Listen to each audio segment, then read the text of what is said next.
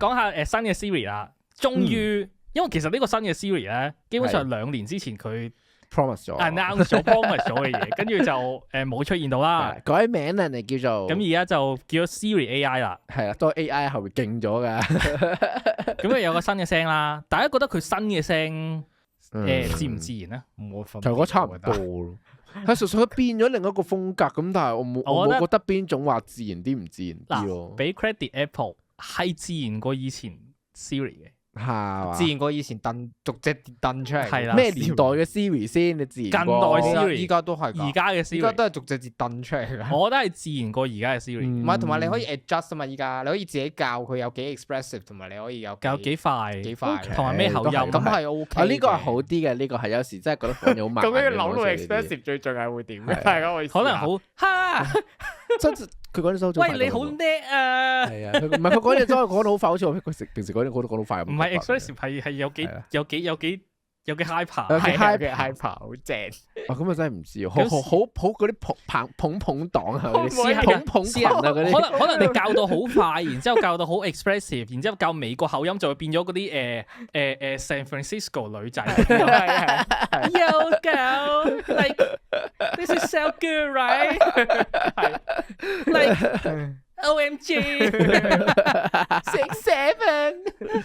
然後呢個有個新嘅聲啦，有好啲嘅 voice dictation 啦，即係你講嘢嘅時候佢 capture 咗你啲好啲嘢，同埋佢 basically overall 係conversational 咗，即係交談式咗。其實佢而家係個 chatbot 嚟，佢有個 app 有晒所有嘢，其實佢而家係個 chatbot 嚟嘅。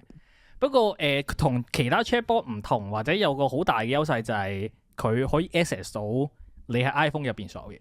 係啦，呢個真係呢個其實係好，就算 Apple 個 AFM 未及，譬如可能未及Gemini 嗰個 model， 又或者未及 Claude 嗰啲推理能力都好。佢 access 到 iPhone 入邊嘅資料，其實係好大件事嘅。係，我就即係其實我琴真係好係我睇完個直播之後，我就有諗過，究竟係 Gemini 配合 Android 做嘅嘢多啲，因為其實你老實講咁有時可能你有 Google Drive， 你有 Gmail， 其實你 Gemini 都做到好多嘢，定係咁啊？究竟 Gemini 做得多啲嘢啊？定係究竟係 iPhone 做即係 Apple Intelligence 做多啲嘢咧？我估咧能力上或者佢知道你幾多嘢呢方面，應該兩家都差唔多。只係 Apple 而家威嘅嘢，佢知道你嘅生活、你嘅世界之餘，佢係透過 on device 咁樣 process 呢啲嘢。同埋佢唔係啊 ，Apple 最叻嘅嘢就係將呢樣嘢 execute 得好有用。即係佢 demo 做嗰個 example，我覺得幾震驚喎。佢可以知道你嗰啲同人打電話去問機票相關嘅嘢，直接可以喺嗰個 screen 度話俾你聽，你嗰個機票係乜嘢，你直接同佢講到。呢個係其實即係其他公司唔會諗到個咁嘅 execution，或者其他公司其實諗到佢做唔到。係啊，因為其實老實講，咁香港用唔用到先？香港實唔實際用到先？咁未用到啫。唔係啊，即係你話香港 situation， 香港人你唔係用 iMessage， 但係咩啊？但係 call 電話你靠後台你係同人即係嗰個機票。佢成件事係你要用本身個電話 app 啦。雖然 Apple 一定係嗰個噶啦，係啦，但係 mail 你都係要用 Apple Mail。佢應該未知道 Gmail 嘅嘢。咁我覺得咁其實你咁就會有啲咁你 at Gmail 去 mail 其實都係啦，呢個係其中一個方法咯。咁唔一定個個人咁做啫，只係香港人都係嘅。但係呢樣嘢係即係其實如果你會唔會因為呢啲嘢而轉去用 Apple 所有原生嘅嘢？即係如果係方便到咁樣嘅話，我可能會就真係睇下，都係嘅。下話呢個一個 mail 會咯，即係 mail 係啦 ，mail 會方便撳幾個掣啫嘛。若果他朝有一日，香港電信商招人 RCS， 你會唔會轉用 iMessage？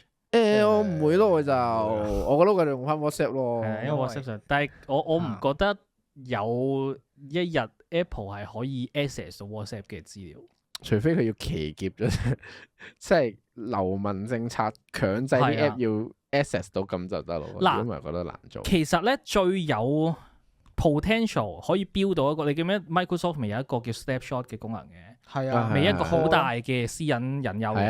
係。若最有本錢去標一樣咁樣嘅 version 嘅嘢，但係 on device 係 Apple。其實如果手 Apple 係可以嗯每30分鐘 screenshot 你部電話一次，嗯哼然後所有嘢 on device 咁樣 process，然之後你可以問翻自己，譬如，upload 嗰 WhatsApp 啲咩係啦，WhatsApp 覆嗰啲咩，係啦，如果係咁嘅話係好有用嘅一件事，係啊但係而家唔係啦。唔知會唔會肯整？但係我覺係啦，得肯唔肯整咧？佢哋點解唔肯啊？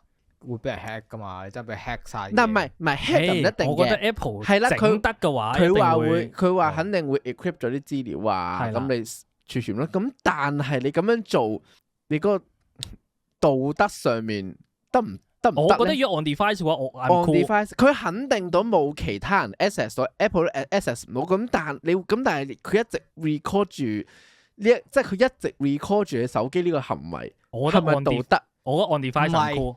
我個 point 係你就算你 Apple 做得幾即個 privacy 做得幾多好都好，你都有不可控嘅因素㗎嘛。係因為唔大佬係因為唔係因為個 AI 或者電腦，係因為人為啊。咁即係如果係咁你嘅話，電腦可能你有人掂，咁但係你手機你自己一個人可能會俾其他人掂啦。咁你政府規矩都有機會要你交嘢啦，你咁但係你 encrypt 咁但係你嗰啲咁嗱，如果你 encrypt 咗咪冇啊？ encrypt 咗冇㗎，係我自己都唔知。同埋係咯，即係 Apple 嘅 security，我信會做咁我得好。純粹係覺得，除非你真係戇鳩俾咗密碼人哋，咁冇嘢講啦。